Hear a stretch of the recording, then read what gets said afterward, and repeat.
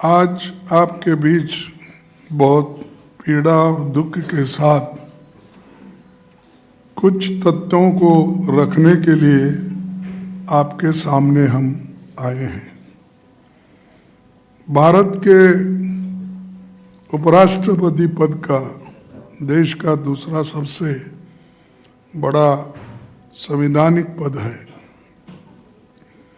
महान विद्वान doctor Radhakrishnan, doctor Shankar Dayal Sharma ji, justice Hidayatullah, KR. Narayanan समेत कई महान लोग इस पद पर बैठ चुके हैं और काम कर चुके हैं। 1952 से अब तक किसी उपराष्ट्रपति के खिलाफ संविधान के आर्टिकल 67 के अंतर्गत resolution for removal of vice president नहीं लाया गया, क्योंकि वो हमेशा निष्पक्ष और पूरी तरह राजनीति से परे रहे। वो कभी राजनीति नहीं करे, केवल सदन चलाना और वो भी जो सदन के रूल्स और रेगुलेशन होते हैं उसी के तहत वो सदन चलाते रहते थे। लेकिन आज हमको ये कहना पड़ता है, ये आज रूल्स को छोड़ के राजनीति ज़्यादा हमारे सदन में हो रही है। बाबा साहब डॉक्टर अम्बेडकर ने ड्राफ्ट कॉन्स्टिट्यूशन में ये ऑफिसर्स ऑफ पार्लियामेंट खंड में पेज नंबर 31 पर साफ लिखा था कि the vice president of India shall be ex officio chairman of the council of states. Bharat के पहले उपराष्ट्रपति और राज्यसभा के सभापति डॉक्टर सर्वपल्ली राधाकृष्णन ने 16 मई 1952 को सांसदों से कहा था, मैं किसी भी पार्टी से नहीं हूं और इसका मतलब है कि मैं सदन में हर पार्टी से जुड़ा हुआ हूं। यानी ये इम्पार्शियलिटी बताती है। वो उन्होंने कहा कि मैं किसी पार्टी का नहीं हूं और सदन में मैं हर पार्टी का आदमी हूं, ये उन्होंने कहा। लेकिन हमें अफसोस है कि संविधान के अडॉप्शन के 75वें साल में चेयरमैन की तरफ से हो रहे बायस्ड पार्टीजन व्यवहार विपक्षी पार्टियों को उनके खिलाफ ये प्रस्ताव लाने पर मजबूर किया। पिछले 3 वर्षों में उनका आचरण उनके पद की गरिमा के विपरीत रहा है। कभी वे सरकार के तारीफ में कसीदे पढ़ने लगते हैं, कभी खुद को आरएसएस का एकलव्य बताने लगते हैं। इस तरह की बयानबाजी उनके पद को शोभा नहीं देती। सभापति जी सदन के अंदर प्रतिपक्ष के नेताओं को अपने विरोधियों की तरह देखते हैं। सीनियर जूनियर कोई भी हो, दोनों सदनों के विपक्षी नेताओं पर आपत्तिजनक टिप्पणियां कर उन्हें अपमानित भी करते हैं। सदन में वास्ट एक्सपीरियंस वाले कई नेता हैं, कई प्रोफेसर्स हैं, डॉक्टर्स हैं, इंजीनियर्स हैं, राइटर्स हैं, जर्नलिस्ट हैं, ऐसे अनेक फील्ड में काम करके इस सदन में आए हैं। उनका और कई सालों से वो बार मंत्री भी पहले स्टेट में रह चुके हैं। 40-40 साल, 50-50 साल वर्षों का लेजिस्लेटिव अनुभव रहा है। ऐसे नेताओं की भी सभापति जी हेडमास्टर की तरह स्कूलिंग करते हैं, उनको प्रवचन सुनाते हैं, और अपोजिशन पार्टी के लोग या नेता लोग 5 मिनट बोले तो 10 मिनट उनका भाषण खुद ही होता है। तो आप जर्नलिस्ट हैं, आप लोग सभी विद्वान हैं, इंटेलेक्चुअल है, हाँ, आप सबको मालूम है, आप टीवी में भी देखते हो, अंदर आने का अगर आपको प्रवेश मना उन्होंने पहले से किया है तो कम से कम आप सुनते तो हो। तो मैं ये कहना चाहता हूँ, संसद में विपक्षी की तरफ से रूल्स के तहत जो भी महत्वपूर्ण विषय उठाए जाते हैं उन पर चेयरमैन प्लान्ड तरीके से संवाद, बहस, वाद विवाद नहीं होने देते। बार बार विपक्षी नेताओं को बोलने से रोका जाता है। उनकी निष्ठा संविधान और संवैधानिक परंपराओं की जगह सत्ताधारी दल के लिए है। वे अपनी अगली प्रमोशन के लिए सरकार के स्पोक्स पर्सन बनकर काम कर रहे हैं, ऐसा हमें दिख रहा है। मुझे ये कहते हुए कोई संकोच नहीं कि the biggest disturber in Rajya Sabha is the chairman himself. सदन अगर डिसरप्ट होता है तो उसका सबसे बड़ा कारण हमारे चेयरमैन साहब है, और दूसरों को वो सबक सिखाते हैं और बार बार इंटरप्शन करके हाउस को बंद करने की कोशिश रूलिंग पार्टी से और चेयरमैन साहब के तरफ से ज़्यादा होता है, पार्टी से कम होता है। ये आप इस सेशन में खुद देख रहे हो।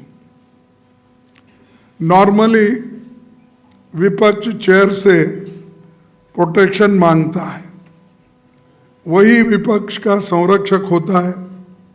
पर अगर खुद सभापति सत्ता पक्ष और प्रधानमंत्री का खुला गुणगान कर रहे हो तो विपक्ष की कौन सुनेगा? इसके लिए तो वही कहावत कही जा सकती है, बाड़ी खेत को खा रही है। और हमारे कन्नड़ा में कहते हैं कि बेली ने ಹೊಲ ಮೈದ್ರೆ ಯಾರಿಗೆ ಹೇಳಬೇಕು, यानी खुद फेंस लगाते क्रॉप को प्रोटेक्शन करने के लिए, अगर वो फेंस ही खाने लगा तो रक्षा कहाँ से मिलने वाली है? तो ऐसा हम जो सब प्रोटेक्शन मांगते हैं उनसे अपेक्षा करते हैं उनसे, लेकिन इधर ध्यान भी नहीं देते और मेंबर्स को, रूलिंग पार्टी के मेंबर्स को वो बार बार कहने के लिए इशारा करते हैं। जब भी विपक्ष सरकार से सवाल पूछता है तो मंत्रियों के जवाब देने से पहले ही चेयरमैन खुद सरकार की ढाल बनकर खड़े होते हैं। उनके आचरण ने देश के गरिमा को बहुत नुकसान पहुंचाया है। मैं और एक बार ये सेंटेंस पढ़ता हूं। उनके आचरण ने देश के गरिमा को बहुत नुकसान पहुंचाया है। देश के संसदीय इतिहास में ऐसी स्थिति ला दी है कि हमें उनके खिलाफ ये रेजोल्यूशन का नोटिस लाना पड़ा। उनके साथ हमारी कोई निजी दुश्मनी या द्वेष या कोई राजनीतिक लड़ाई नहीं है। देश के नागरिकों को हम विनम्रता से बताना चाहते हैं कि हमने बहुत सोच विचार और मंथन करके देश के संविधान और लोकतंत्र को बचाने के इरादे से मजबूरी में एक कदम हम सब लोगों ने उठाया है। Few words I will say in English. Welcome to this press conference, all my friends, and we have already given a notice to Vice President to speak on the sensitive matter in regard to the notice of resolution for removal of the Vice President of India, who is also the chairman of the Rajya Sabha. I am very sad to say that the chairman left us no option but to go ahead with this notice. For the last 3 years, rather than providing time to opposition members to raise critical issues, the resorted to schooling senior leaders, speaking down to them like a headmaster as though they were students in a classroom. He never misses an opportunity to insult any opposition leaders, whether they are senior or junior, or there are lot of members who have got more experience than others. But unfortunately, the advocate of the opposition ruling party, he always tried to insult the opposition leaders. For the first time in our history, we have a vice president who openly criticizes opposition parties in public forums and behaves as a spokesperson for the ruling party, sometimes even outperform role. As he frequently interrupts proceedings, routinely denying the opposition the opportunity to present their views in the House.